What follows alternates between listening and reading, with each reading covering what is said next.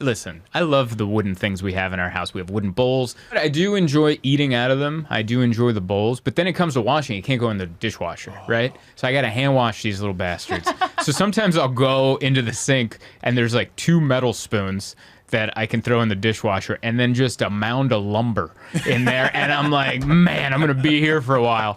Great. It's my turn to do the dishes. And I'm over here jerking off these chopsticks and with a sponge and getting all the spoons, scrubbing a bowl. Oh, good. There's dried oatmeal in a wooden bowl. I'd love to put that in the dishwasher, but I can't. So I'm scrubbing the hell out of that. Trekking heavy or traveling light. There's one thing that's right wherever I go. That's where I am. We are on. Hey, everybody. Welcome to This Week in Zoltan. I am Zoltan. This is my podcast. Thank you so much for listening, watching, doing whatever you do to download. We just mash some treats into our faces. You got some... Before we even start, we have our first unofficial sponsor of the podcast. Emma Basiri opened a journal business, safejournal.co. People are already buying. Thank you. There's the link in the description, safejournal.co. Journal better, everybody. How do you like that read? I feel like I'm getting better. I love that. Yeah? You nailed it. I nailed it. This is a great website. Dang, yes, you made it. Thank you. I used to have a journal business Did you actually? called Green Journals. No way. No, you're not. 15 years ago, I would take old books that they were going to get thrown away, and I'd take the covers off, and I'd spiral them into like I love sketch pads. that. Yeah. Wow. That's so cool. Yeah, but then I was like, ooh, I should get money. Yeah. It was just a hobby because I had a contract for a thing, and I had a lot of time off. I had like 6 months off a year, so I was like, Right. what could I do? So I started selling these books That's so cool. Wow. at a farmer's market. Yeah. Oh, love wow. that. Well, look at you. I'll bring you a journal. I get made fun of. If I find one, I'll bring. I still have them somewhere. They're in You guys storage can do somewhere. a journal swap. Ooh, green yeah. for green. These look legit though. Thank you. Mine were very much like I was cutting the paper myself by hand. Oh, these were handmade Handmade, journals. yeah, I was about to say, like, where in China? Yeah, Did you yeah. ship them in from? No. We No, apparently not. He was doing it Etsy style. Yeah. I was doing very You were much doing it farmer's market style. this was like this is like 2007. Yeah. Like the iPhone had just come out, so like it was just very much like at a farmer's market. There was no. Yeah. Yeah, there wasn't a social But these are media. great. That's awesome. want a Are you safe getting your journal. mug on the camera there? Oh, Yeah, don't forget the There he people is. like seeing your face. hey, bud. I'm wearing all black. I'm just a floating head. I got a lot of comments saying, yeah, he is exactly what we expected, and we love seeing his face. It's either that or the opposite. They're like, wow. Yeah. Well, it's always a big surprise. Like when I used to, you listen to radio, and there was a morning show in San Diego that I listened to, the Mikey Morning Show, and then I went to one of those radio events where they give away stuff, and then you get to see everybody, and you're like, I wasn't close at all. You sounded like a 6'8" giant, and he's over here built like Rogan, like kind of short but not in shape, and you're like, that's not what I was I didn't think expecting. it was going to be a worm on the radio. It's just an uncombed worm. You just remember the quote, a face for radio. And then you're like, every time I've done morning radio to promote a show, which you rarely do that anymore, but you go in and you meet some of these like long time radio hosts and you're like, oh, you've become the studio. They like, it looks like their skin has melded into the desk and the Yeah. headphones. Used to go and look at their headshots on the website. Yes. And like you could like there was a guy like just their head popping out from a tree. You're like, oh yeah, you're hiding that body behind a redwood. But before, I didn't want to forget it. Big stuff, Emma launched a journal business. You, sir. Congratulations. Yeah. You I love you. this. I love a good journal. I'm gonna buy some. Hell yeah, you are, because everyone's supportive. People are, the sales are coming in. They Emma and I are. are going to have to run home and start packing orders. Yeah. Black Friday sale, 25% off right now at safejournal.co. Hey, I forgot to add that part in. There we go. Now we're cooking with grease. That's what I'm talking about. You buy now, we'll give you a free bottle of Flex Seal. What is that? You ever see those Flex Seal commercials? There's the big guy, and he's like this weird adhesive, and he's like, I can fix a boat with 100 holes in it. And then Yeah. he's just covered in Flex Seal, and he's in like the rivers. I made a boat out of screen doors. Yeah. And his catchphrase is, yippee! And he's just like a lunatic. I always wonder if he has to do that in post, like the voiceover, because they make it look like he's wearing a headset while on the yeah, boat. I'm sure But he you does. don't hear any. That means he has to add in the excitement in a green room like a sound studio Yeah, I'm sure. podcast space where he's just like, yippee, I'm in the water. And they're like, we just don't feel like you're in the water. We got to take a take two. That's so funny. But yeah, journal business. And then you, sir, got engaged. I did. Congratulations. He's off the market, ladies and fellas. Well, let's not get crazy. Yeah. Fellas are still on board. No. All right. Yeah. Well, every relationship's different. Yeah. Well, congrats, man. You were telling me that. What was how'd you pop the question, as they so to say? So I had my sisters in town, and they were just like visiting for a trip. Yeah. For fun, and I always told her that it would be a surprise. She would never know what was happening, and so my sisters came in to visit, and then they left Saturday, but they just went to a hotel. Okay. And then, but that night before, we'd been like kind of drinking and partying all week. Yeah. And so she's like, I just don't feel good. I'm like run down. I think I'm getting a sinus infection. no.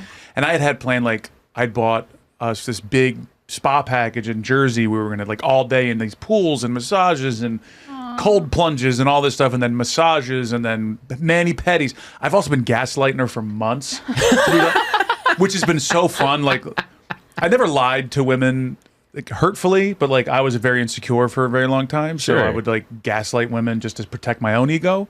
Is what I say now. But I obviously, like, as I've gotten older, I stopped doing that. But it was nice to kind of like get back into the seat like, Of and just, like, gaslighting? I'm lying. I'm gaslighting women again, but this is for a good cause.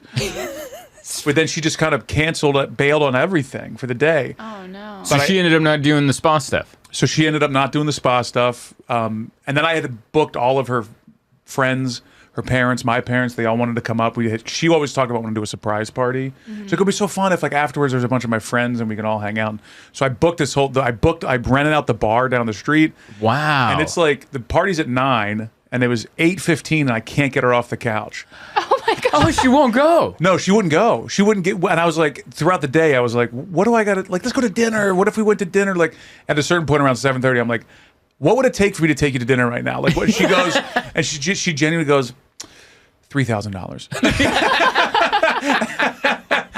And so I was just like, all right. Well, I'm already $5,000 deep into this thing. Why Dude. not? Yeah, maybe more. I'm sure. Well, I just made her take a COVID test at the beginning of the day because I was like, if I got to cancel this thing, like, I got people. Yes. So I went 8:15. She's like, all right, I'm gonna take a NyQuil. I'm just going to bed. And I was like, actually, stay there. And I went into the room and like I pulled out this letter that I had, like, somebody wrote for her. Oh. She's a huge fan of Jimmy Carter and Rosalind Carter, so I wrote to their estate and they like wrote back a thing, which Whoa. is crazy because a week later, Rosalind died. Yeah, that was like the last letter she wrote. It might have been, yeah, You can or put they that on signed eBay it. now. Yeah. But so I gave her that, and then she was like, "What are you doing? No! Are you crazy? You can't do this. I look like shit. I feel like shit." And I was like, "Trust me, if I could stop this right now, I would." But there are wheels in motion that cannot be stopped. Yeah. So now you're gonna have to chug some coffee because we're going to the bar. And she's like, "What?" And I was like, "It's not a surprise anymore. All your friends are there. Your parents are there. We have to go." She's like, "Oh my god, I got." So she like started pounding coffee, and then she made it.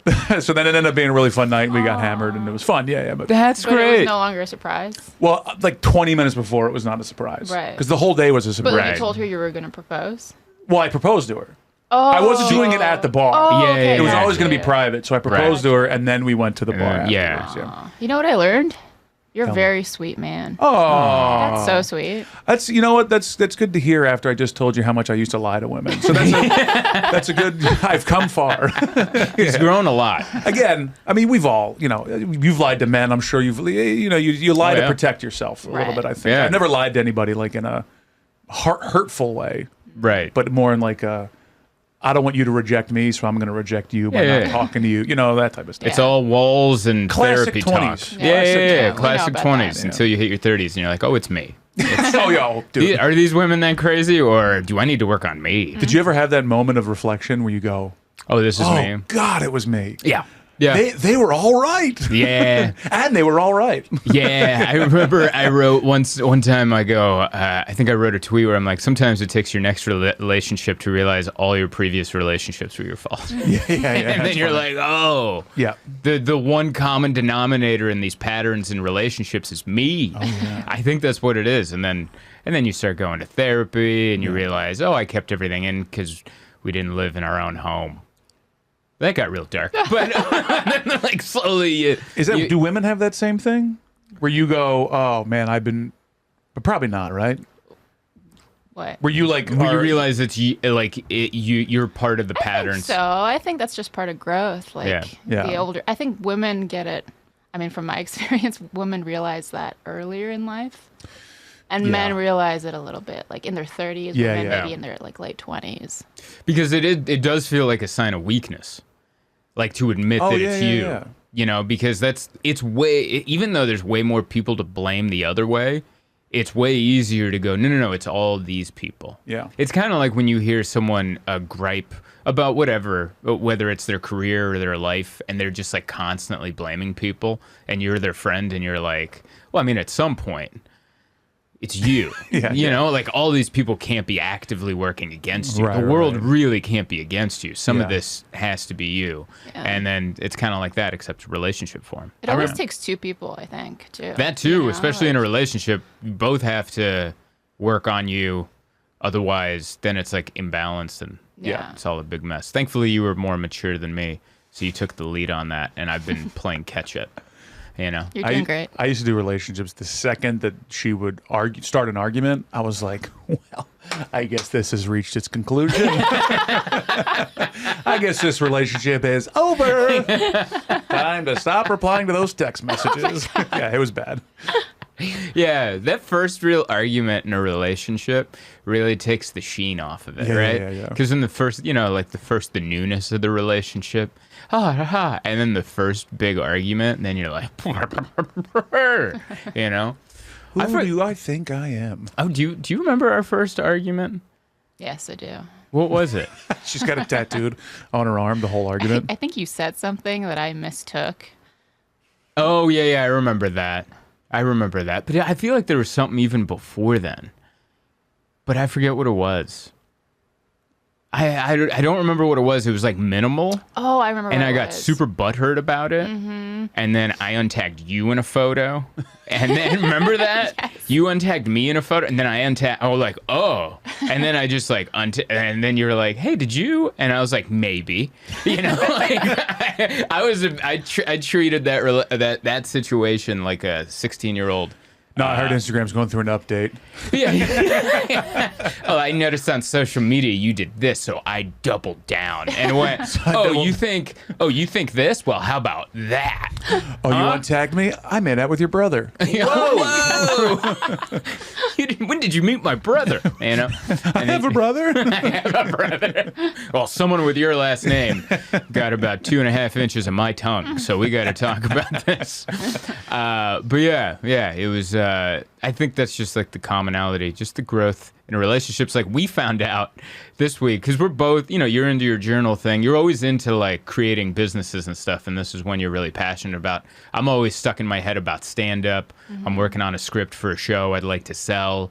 So, and we don't go to an office. We work around each other all the time. And then sometimes you get excited about something, you want to bounce something off the other, but the other person's working. And then we both realized, yesterday, that we're both exactly the same. We're both equally selfish, where we want to talk about our thing, and then we placate listening to the other person's like success. Oh, really? Did you? Oh, the ads worked. And then I'll wait. I'll count in my head. 1 Mississippi, 2 Mississippi, 3 Mississippi. Jim Gaffigan followed me on Twitter. And then I bring up my thing. Waiting biding your time till you can speak. Yes, I give it 3, and then she's like, I can see you counting in your head until you can talk about the thing you've wanted to talk about since before I said my thing. And then I pointed out, you do the same thing. Yeah. And then you're like, oh my God, we're both selfish. And then you said, we can never have kids. I'm like, this is why we don't want to have kids right now. Yeah. Because we're so selfish. And I think that's what it is. We see people with kids, and we see how selfless you have to be as a parent. And then I think I'm maybe you think the same thing I'm thinking. I look at that situation and I go, yeah, but when's like the me time? When is there the time for me? You know, like I go to run Prospect Park, and every once in a while there's the parent with the stroller just jogging, pushing the stroller. And I'm like, I'd have headphones in. Like if that kid started crying or throwing up, I'd be like, I got a good stride going here, bud. We can't stop right now. I'm going for a personal record. And I would be so annoyed. And it's like, when's it me time? Yeah. And then how do you achieve your dreams? Yeah. How does that work? I mean, I've seen people do it. Dustin Nickerson, he does it. 3 kids and a wife, and he's achieving his dreams. But I know the kind of work ethic and mentality he has, and I don't have that. I don't know who this person is, but can I ask a question? Yeah. How much money does his family have? None. Really? No, yeah, he's working class. Yeah, That's good for him. Yeah, he does. They don't have. I think his wife comes from a wealthy family, but she comes from a wealthy family, but they don't facilitate. They don't subsidize.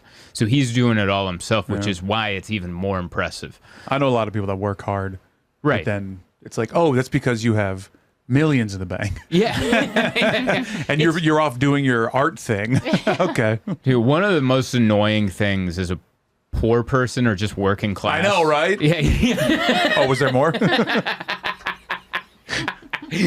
but one of the most annoying things is like, especially coming up, is watching. Like I remember living in LA, barely working all the time to make my rent, and then showing up to shows covered in oil because I was changing oil at Sears Automotive, and then I'm watching like these people that I'm like, what do you do for work? And they would always be vague about it. They'd be like, oh, I do like voiceover stuff. And I'm like, what does voiceover pay? Like one commercial. And then you find out years later, oh my God, you're a Kennedy. Oh, that's that's a true story. I found out Earl Skakel was a Kennedy. I don't know if you know who Earl Skakel is, but I've heard that name. He was very sweet to me. He's still my friend if he's watching. Hey, what's up? But like, I was always like, because he was just around doing open mics in like 07, 08 when I was living down there. And he was so kind. And I'm like, what do you do? He's like, yeah, I live on Sunset Strip. I get an apartment by myself. And I'm like, what do you do? And he's like, oh, I have voiceover stuff. And then years later, I was watching something like, oh, yeah, he's a Kennedy. And I'm like, say that. Say that, because I'm driving myself crazy, changing oil, going, how is everyone else making it in this town? I'm over here struggling, showing up with grease under my fingernails, barely making it to this bringer show that I have to bribe a Norwegian tourist into coming into so I can get my 5 minutes of stage time after the girl in the cage. And I can't, like... Yeah, stop saying your last name is Onassis. Don't make me know history to know that you're rich. Just because it makes me feel better. Like if they would just look at me, and this isn't picking on Earl, there's so many others where like just tell me, hey, no, I have my dad's credit card and that covers everything so I can go chase my dreams out here, which that would make me feel better than playing the guessing game going, what are they doing that I'm doing so wrong? And because I can't imagine how people do it in New York, which is even more expensive. You know, they have money. I know people that have. They'll post pictures of like, oh, if you need your dog walked, I'm a dog walker. And it's like, no, you're not. Like you're cosplaying as middle class right now. Yeah. You have deep pockets. Stop. Yeah. You're going to go back to your own apartment in Williamsburg? Please. Please. Yeah. It took me 16 years to be able to afford to live in this town of doing comedy. And then now we can live here and eke by. But it took many years to get to that. Like, I don't know how I would have done it. I would have had to have gotten a job, which I have no degree of any, so it wouldn't be a good job. It would be a minimum wage job, whatever that is. I'd be probably living with 2 Uber Eats drivers. And you're describing the last, until I met my current fiance. Right, exactly. Yeah. Like, this is a real, like, trajectory of life people go down. And also, I'm not courageous enough to live with strangers. I've always lived with people I knew, at least through comedy or I've been lifelong friends with. I always hear people going, yeah, I met a Craigslist roommate. And I'm like, so you just slept with a gun under your pillow? Like, I wouldn't trust sleeping in the same... Who the hell is that guy? Yeah. You know? No, not doing any of that. But, you know Alex Pavone? Yeah. He has a great story about when he first moved here, he shared a twin bed with another comic. Oh, yeah. And they slept wide ways. So like both their feet off the bed. And they would just lay down. He would be watching like a movie on his chest, like on his laptop, and he's trying to sleep. It's ridiculous. You and I slept like that, but we know each other better. But I came back from that trip and I had no sleep this past weekend. We didn't sleep long ways. We slept traditional.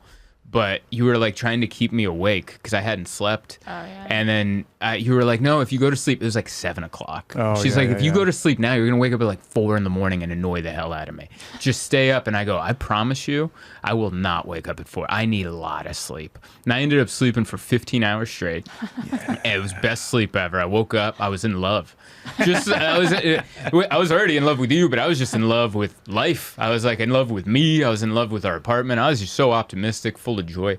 And but you were like, well, I'm not going to sleep. I'm going to watch TV. I'm like, that won't bother me at all. And I found out you finished the movie we started, and then you watched the entire season of Selling Sunset. You stayed up for like 5 more hours. Oh my God. And then went to sleep. It was incredible. It was great. Yeah, that's how it always should be. Speaking of the same guy, Dustin Nickerson, he said as a comedian, because people always assume we either get like so much sleep, and he goes, it's the either end of the spectrum. You either get none of the sleep or all of the sleep. Yeah. So you either get to sleep for 15 hours on a Sunday, or the night before I did a show, got back to the hotel at 1, had to wake up at 3 to drive down to the Seattle airport, and then couldn't sleep on the plane. Of course not. And then get back. And then even the day before, I didn't get a full night's sleep. And then the travel day to get there, I didn't get a full night's sleep. So I was making up for 3 days of sleep that sucked. I looked like a zombie. But that's how I can be comatose for 15 hours and just fully catch up on the REM. I'm good for like 7 to 8 hours within a 24-hour period. Okay. So like I'll sleep a couple hours a night, take a little nap, maybe 2 naps, then back. So I'll get my 7 to 8. But not consecutive. Sometimes it's spread out. I've read that's how we're supposed to sleep. Yeah. I'm into it. Yeah, I've read that like you're not like humans aren't built to sleep 8 hours straight. We're supposed to do like the cats do, like take little cat naps here and there and just be up essentially 24 hours, but take Probably little because naps. cavemen like hiding like this. When you have a chance to hide from a pterodactyl, you rest or whatever. I'm sure that can't- those periods were different, but I can't imagine that a caveman would want to be up at night. Because like I always think of all the times we go camping, and then you're out there camping. Even once you light the fire, if the sun goes down at 5, depending on the time of the year it is, like I'm tired by 7 because it's pitch black. but that's when you got to be on guard. right, because of the wolves. Yeah, and bears. Yeah, Yeah, someone's got to be night watch. and the aliens that are there's need no- directions to the pyramids. I got lost on my way to building the pyramids, or whatever aliens do. It's so funny to think that like cavemen were around, aliens were coming down, and somehow that became the Bible. Somehow eventually people evolved and they're like, those are angels, this is this. And then science and religion argue, even though they're both kind of on the same trajectory. I saw this great thing about how Mars is blurred out intentionally because there's clear structures, and they blur them out on all the maps because if people on Earth found out that there was life on Mars, it completely eliminates religion altogether. And they're like, we can't have that. How does it completely eliminate religion? Because it goes against everything about God, Jesus, Adam, and Eve. All that doesn't exist anymore because prior to them, there was life on Mars, which eliminates the current belief. Oh, okay. Because I always thought that there was like a way to integrate scientific belief with religious They'll belief. find a way. It's too much money in Catholicism for them not to fix the story. If religion and science could just link up on the same opinion for abortion and gay marriage, they'd love each other. But then there's always that, well, I think in this book. But it's like, what if you go Isn't to all like Catholicism gay marriage technically? Because they're all these priests are technically married to Jesus. You know what I mean? Yeah, you know, Get her married. Or whatever. you can't be straight with all those candles. Nice robe. A rare robe, and they're very flashy. It looks very Ric Flair, Great American Bash, 1989, coming out with all Great this American Jesus. Woo! Last night you went to sleep early, and I stayed up for 2 hours watching pro wrestling from 1993. Slamboree 93 is what I watched. Boy, the production value of WCW wrestling in 1993, horrible. In the opening segment, the announcers are doing it, and the lights just shut off.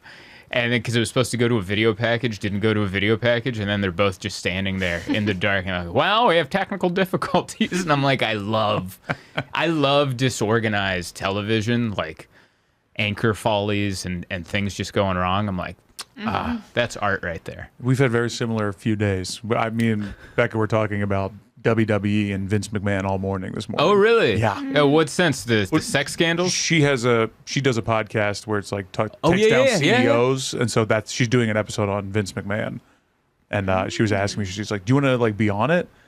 And I was like, "Yeah, sure." She said, "What do you know about Vince McMahon?" And I was just like, "Soccer style kicker." I just went right into the Soccer style kicker. I just went right into the whole thing. She's like, "Wait, what? I'm like, "Yeah, I know a little bit about Vince McMahon. Thank you." Vince McMahon is an impressive. You know a little bit You about know a him. lot. I know a lot, dude. I know that current mustache needs to go. Oh, have you seen a recent picture of him? No. He got ousted for a sex scandal. He was sleeping with one of his legal team, like this younger woman, and paying her off to like having condos. You know how old rich men are, and Oh my god. yeah, that's his new look. He looks like Salvador Dali. Yeah, someone once said he looks like a villain from like the 40s who just tied a woman to the train tracks, and just like sneaking off like one of those vaudeville kind of villains back in the day. But he trailer park guy.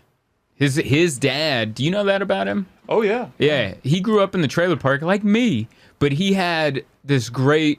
It was like a fantasy situation where he had a rich biological father. Or no.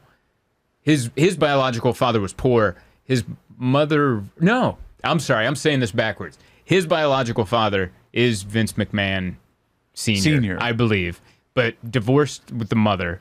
But then when he was 15, went to go live with him. Mm-hmm. So he went from the trailer park to a mansion because his father ran the WWF at the time. Mm. And then later he was like, I want to buy this company. So his dad sold it to him for $1 million, which he was able to pay off with revenue from the company. So he didn't have to pay it off right away. And then he slowly started a wrestling empire by buying up all the smaller companies and taking all their talent. Wow. And then became a worldwide phenomenon. Yeah. Everyone always uses that image where he bought the company for $1 million and sold it for however many billions. Yeah, it's $7 crazy. billion. To AEG or something like that? Or? To the agency. Yeah. The same agency WME or whoever it is that also owns UFC, right? Yeah. So it's incredible guy. They're putting a movie out on him. I want to watch that. But Sacha also, Baron Cohen's playing. No, I'm kidding. So like you want to be on the wrestling, yeah? Boomba-claw. Booyakasha. Yeah, booyakasha. I said boomba-claw. Is he Jamaican? I think was the guy that threw the phone at that woman on the train today. He was Jamaican. He had like a Jamaican accent. We saw our first bout of subway violence. Oh. Yeah, he wasn't Jamaican any more calls after that. You know what I mean? Because, all right. We need a good pun. I bet you if someone would have... So quick. That's so quick. That's Mark Norman level. Bing! And I have the same bank account. Anyway. Hey! There goes the keys to my 07 Accord. Okay. My 07 Accord. Hey, at least it's an Accord. Dude. That's a 4-door sedan. We're going to drive that thing into the ground. Do it. But yeah, I feel like if someone would have yelled out that pun you just yelled, no one's Jamaican any calls after that, I think it would have really broken the tension in the train. Oh, yeah. So what happened, these two were sitting across from each other at the other end of the train, and we just hear a thud like someone dropped a phone, and then this woman's like, hey, you just threw your phone at me. And then this guy just goes, Jamaican.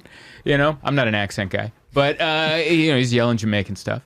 And then he's yelling Jamaican stuff. Yeah, he's yelling Jamaican stuff. Something about peace and stuff. And then he gets the next stop. She leaves, and we're trying to piece the story together. We're like, do they know each other? Is this a domestic dispute? We find out these are strangers. And then she gets off the train, and he comes over, sits near us, and I'm like, damn it. Now my heart's palpitating because he's a big dude and he's covered in coats. Checking him for more phones. Yeah, I'm like, how many phones? Maybe he's got a Cricket account. He's got like 800 phones. And they give them away. And then he comes to sit by us, and I'm sizing this guy up. He's a big fella. He's a tall, and he's wearing a giant winter coat. So I'm like, if I have to fight this guy, where do you hurt him? I'm already What's sized under there? Yeah, what's under? You can't hurt a guy in coats. No. I only have body shots available to me. I can't reach his head. And so I'm nervous. Now my heart's palpitating. I'm like, Jesus, dude, this sucks. And then he starts talking to this other woman in front of him about that situation over there, just kind of muttering under his breath, but loud enough for all of us to hear. He's talking about like social services. He's like, we got all these social services in these cities, all with the Jamaican accent, so it's kind of fun. But he's like, we got all these social services, and people are just listening like, maybe I am racist because I am enjoying this. But racist with a fun sense. Fun like, racist. Yeah. Like, I would rather, if I'm going to hear something violent, I would rather it in a Jamaican accent than like a Russian accent. Oh, yeah. Like a cold Russian. Yeah. I kill everybody on train. Like, dude, that guy's going to kill everybody on the train. Yeah, one of those accents you can reason with. Yes. You can't with the Russian. No. That guy's daydreaming about being shirtless on a horse. Like, dude, that guy's got his own dreams going on. He can't hear you over the glass he's chewing in his mouth. It's too loud. You could just see in a Russian's eyes, he's never hugged his child. Like that's just not never what met him. No, never met him. No, he's being raised by wolves in Siberia.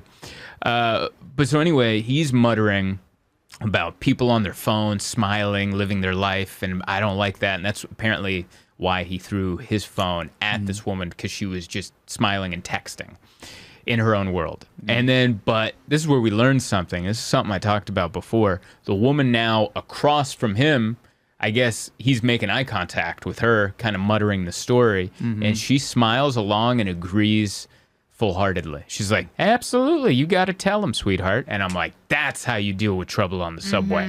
You agree, and then you're like, see, now we're friends. Next time some lunatic comes up and goes, I don't know, what do lunatics say? I keep thinking of the Dov Davidoff joke where he's like, how am I supposed to eat soup without an envelope? Like, yes, because he had a joke where he's like, if someone would yell something crazy to him, he'd yell something crazier, and that would creep them out, and he'd leave. So someone was muttering, and he'd be like, how do I eat soup without an envelope? And then the guy walks off, and I'm like, that's a great line. And but yeah, you just agree and then diffuse. That first lady never had a chance because she didn't know what was coming. But I just replay that situation, hear the thud, what the hell? And then he mutters something, and then your voice just goes, guess Jamaican won't be Jamaican anymore, calls. And then all the tension in the train breaks, and they just both hug. See, my advantage is that I'm a big guy. Yeah. So like if I do say something, I have a little bit more of a moment in time to like for them to have to consider what they're going to do next. Absolutely. You know, because if I say it, they might go, okay. If I if I say it, it has to be really funny, because otherwise it's not going to diffuse the situation. Remember my Dan Bublitz story that I told you? That he broke up a fight New Year's Eve at the comedy club. Dan Bublitz is a little fella, shorter than me. He's bald, and he's a quirky little fella. And we were and he was wearing like a dunce cap, like a cone Happy New Year hat. And this was at a comedy club a few years ago, but on the patio after the New Year's Eve show, everyone's hammered, and these two guys start fighting. I don't even know how it started, but I just saw them grabbing each other, punching each other. And then the owner comes, George, and he goes, hey, break it up. He breaks them up, and they're separated for a second. They look like they're about to jump into it again. And that's when Dan doesn't even realize this is happening. He's in his own head. He dances in between them. Like, in between the gap they made, he just comes through, like... That's the dance he was doing. Both those guys saw that, looked at each other, and just started laughing. That's great. And he had no idea. He just diffused an entire situation by looking fully oblivious. He was just dancing. He'd just come from the parking lot. He's going back into the party, and he hears the music. He's like, hell yeah. And then he just goes through. Pardon me, fellas. Dude, comedy could diffuse any situation. Yeah. I feel like if you sent New Year's Eve Dan with the hat, with some music right through Gaza right now, we could diffuse that whole situation. Two people, and then the Israeli army would be like, we should really calm down. You know what? Let's cease fire. Yeah, let's cease fire. We're missing the little things in life. But did you see that Joe Biden birthday post? No. It was his birthday, and there was a big cake with flames flying out of it, and so many candles. And the first comment was, even your cake wants a ceasefire. 78 million likes.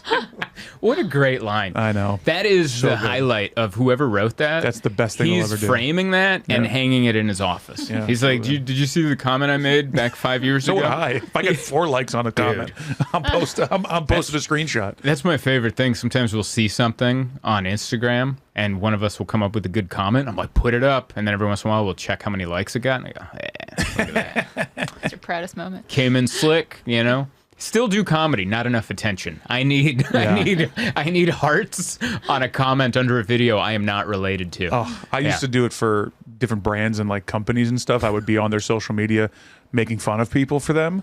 And that was the greatest. That was the Like greatest job I've ever defending had. them. Yeah, like someone Yeah. talk shit, and I'd be like, "Well, look," and I'd go into their profile and look for like a photo, and then post it and be like, "This guy's saying that," like really fun stuff. And that was like the highlight. It was like a 6-month period where it was like the best money and the best fun I've ever had. I think a lot of people don't think about the comment they're leaving and what their profile says about them. Yeah. Because that's usually the easiest thing to shoot Yeah. back on. Yeah. Like my stick shift joke that has now gotten 1 million views, but only because there's so much hate in the comments from guys that love cars. Yep. This guy left a comment that said, "Who's this lady on stage?" And I was like, "Damn, that's pretty good," but I'm angry. And so I look at his profile picture. It's a picture with him, a gun, and a pickup truck in the background. And I'm like, it's amazing how many overcompensations you were able to fit in such a small profile picture. And then mine got more hearts than him. And I'm like, yeah, That's how you know you like won. that? Yeah. You like that? You like getting ratioed, bruh? You know? And so like it's fun to leave those little comments. You're like, yeah, people like that comment. That's where it is. It also shows how social media has led to the downfall of society. Oh, we're done. The fact that my video is getting pushed to 1 million views more than once, this isn't the first time we've posted it, just because of the hate in the comments. Now you take that and you put it towards something political or social, and the algorithm must be smart enough to analyze that the comment section is all hate and that's why this video is getting pushed. Maybe we dial that down. Maybe we dial that video down because then it just pushes people to post things that encourage conflict. Yeah. And then we take that into the streets and some Jamaican guy throws a phone at a lady on the train. You know, did I just solve the world? You might have. I think you I did. did. Zoltan 2024. That was a weird way to say you hate China, but we'll just blow by that. I mean, well, China Like does TikTok in China is all like math, engineering. It's like STEM. Yeah. But here it's But they're not the Instagram isn't run by the Chinese. That's us, and so is Facebook, and good point. and Twitter. I mean, Twitter's run by a lunatic billionaire, and that just leads to dissension. I wrote something positive that got retweeted by a friend of mine who has a big account, and then because it was something positive and because it's Twitter, people had to dissect it in the comments. Right, like, right. actually, this is stupid, and you're the worst philosopher of all time. And I was like, all right, man. It was Mr. Rogers' quote, so why don't you take it up with him? But I love a quick when someone tries to get you in Oh, a yeah. comment, just a quick reply just says, hell yeah. Because there's like, what are you going to say? I like Harding. When they say yeah. something bad, they're Sick, bro. like, Yeah. give him the... I don't know. We have to be nice to people, but at the same time, it's hard because sometimes, especially this time of year, like we're flying back for Thanksgiving tomorrow, and this is like the season where people that don't travel. And so on my flight back, I told you about this. 6 a.m. I'm on the aisle, and this woman who's sitting in my aisle, she's putting her bag up above, douses me with Dr. Pepper. Nice. Head to toe Dr. Pepper. I didn't even realize it was. I was just on my phone, and now I'm covered in liquid from it's raining down. So I'm like, was her jacket wet? And she tried to jam it up there. And I look up, and it's a Dr. Pepper bottle that wasn't fully sealed. And she's just like, oh dear. And she can't stop it, like once it started. So it's just raining. And I'm like, what are we doing? And then she quickly pulls back, douses the guy across the aisle. So he got a little too. And I was like, of course this would happen. You don't fly. You fly once a year. You're going to go see your family. And at 6 a.m., you savage, you're drinking Dr. Pepper in the morning. Seriously. Like, Is there yeah, even let's... caffeine in that? What are you doing? I was Diet thinking, Coke, sure. yeah, That's the limit in sodas in the morning. Dr. Pepper. Dr. Pepper, you're a God, sociopath. Did you forget? I hope you remembered to lock the storage unit you live in, you white trash. Like, what are you doing? A can of Dr. Pepper? Couldn't even get a bottle? Bottle of Dr. just rained down. And I was like, I guess that's better than hot coffee, right? It didn't singe me. I was just covered in sugar If you want water. to take the high road. I was trying to think. I guess it could have been acid. You know what made it worse? She was very sweet. She apologized. And then she sat down. She's like, oh, that's a horrible way to start a trip. And I'm like, I'm on no sleep, right? This is before I got my 15 hours. This is one of the reasons I needed 15 hours. And she's like, I'm so sorry. And she handed me what I thought was napkins to wipe it all up. And then I'm wiping it all up. And then when I hand it back to her, it's her handkerchief. She gave me some ancient booger rag to clean off the sugar water she doused me with. And I'm like, crash the plane, dude. I hope this flight goes down. And as it goes down, she's like, we just have a moment where she's like, we're dying. And I'm like, and I'm sticky. And I'm sticky. Yeah. Like, both of these things are your fault. Even Anyway. just like someone that's like, when you get Main One or Comfort Plus and there's somebody in the aisle, early boarding, that doesn't know how to get out of the aisle. They're just taking their time. I'm like, you're being upgraded. Yes. You fly. Stop. Get in the seat and turn around. Oh, I'm sorry. Are you sorry? Yeah. Or are you banned? Dude. Get off the plane. Get off the... Also, why? There's so many things. Stop getting up to get stuff from the overhead. You get one. You get one. You get up, you get something out of the overhead, you sit down, and then obviously you have to get back up at the end of the flight to put it away. I get that. Both flights there and back, I had an old dude on the flight out there who I think was on cocaine. He could not sit still. And I'm trying Just to... hopped up on Dr. Pepper. Just hopped up on sugar. He's like, I had Dr. Pepper at 4 a.m., like a lunatic. And then, so he just kept getting up, grabbing stuff. And it was I was in Delta Comfort, humble brag, but it was the one where the wall's in front of me, so you don't have to get up as the person, thank God. But he keeps climbing over my legs to get up there. And I'm like, what? Just bring the bag down. What's in there? Bring the bag down. And then on the flight back, there's a dude in the front who had a duffel bag. And he would keep bringing the duffel bag down, opening it in the aisle, bent over so we get full, anal sphincter access. And then he grabs what he needs, sets it up, puts it back. He did that 4 times on the flight. And I'm like, just keep the bag with you. What are you working on? There's nothing. I found out that why you're not supposed to have your phone, why you're supposed to put your phone on, I thought it was On airplane bullshit. mode? Do you know why? No, yeah, because it messes up. No, why? The tower. Yeah. When you're taxiing and trying to take off, that's it. Yeah. There was a guy I was leaving Nashville last week, cowboy hat, gym shorts, worst combination. And he's on the phone just making business deals, which none of it made sense. Like, it was all just like, well, that's what you got to do, what you got to do. It was just He's like, platitudes. I'm telling you, cowboy hats and gym shorts. Yeah. It's going to be all the rage this winter season. And then the flight attendant kept coming up and says, sir, we're taxiing. You have to get off the phone call. He's like, I will. And she's like, you're going to get off now because we can't, the tower, man. Like, that's why we asked you to do this. And he's like, oh, hey, man, sorry. I think I got to go. I was like, oh, you think?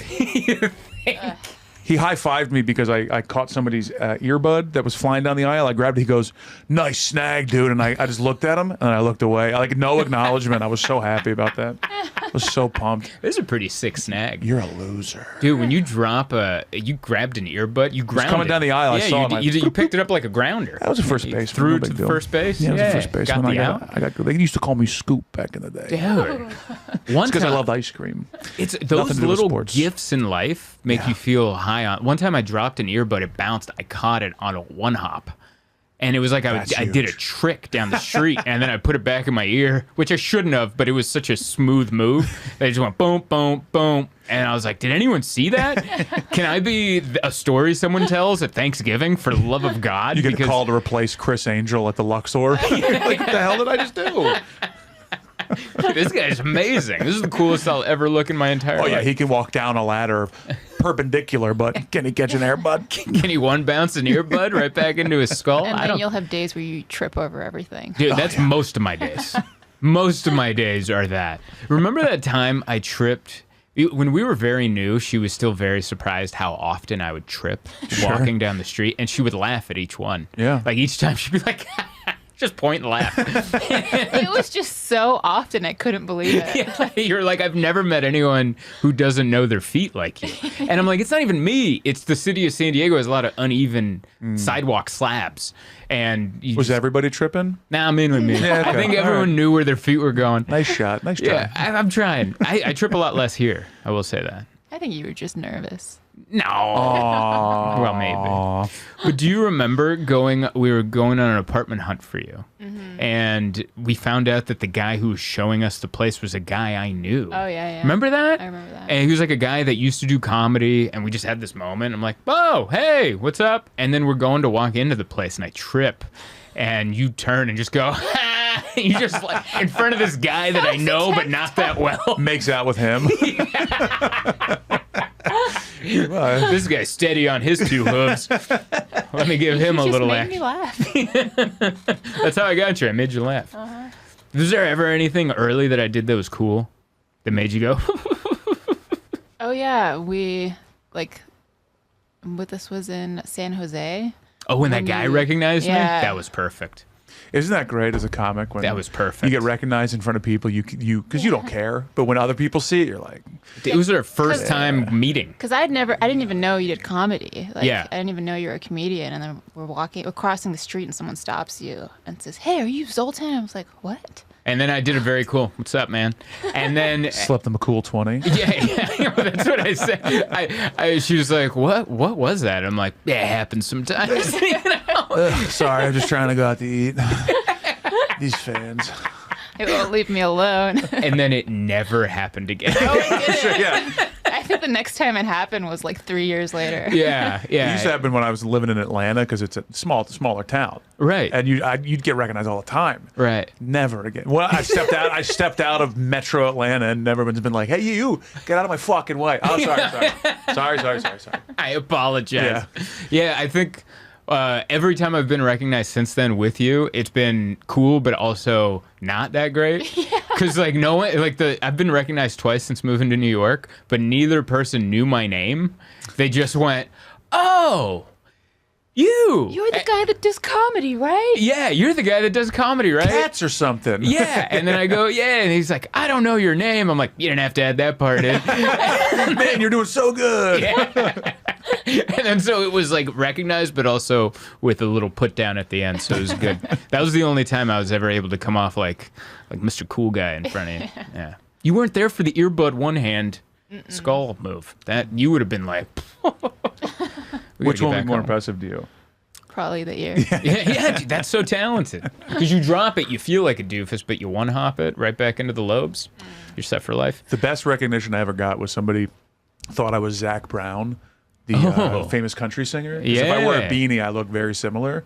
And I was going into a seafood restaurant with my sisters and my girlfriend at the time, and someone was like, "Oh my God, you don't have to wait. Come right this way." And I was a comic, so I was like, "I'm out here, baby." And then that's not why.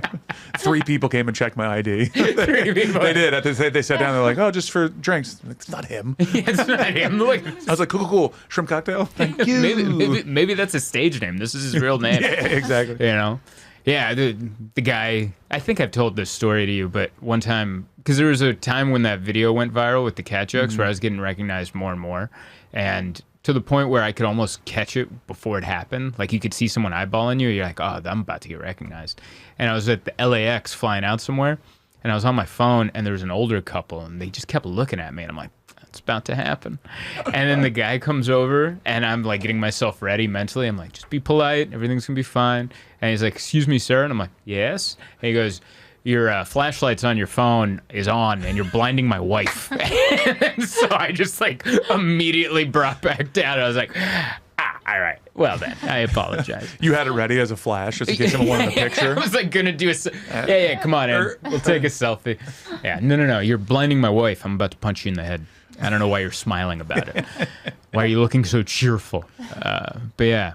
I think we're running up on an hour there. We're at about 50, just closing in on 50. Okay, cool. Well, let's see. I took notes.